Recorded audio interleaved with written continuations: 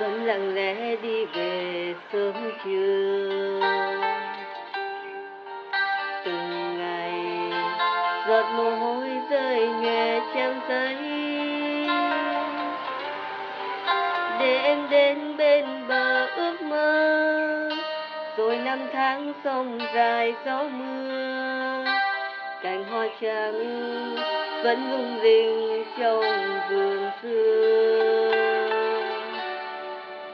Người thầy vẫn lặng lẽ đi về dưới mưa. Dòng đời từng ngày qua êm đềm trôi mãi, chiều trên phố bao người đón đưa. Dòng sông vắng bây giờ gió mưa, còn ai nhớ ai quên con đò xưa.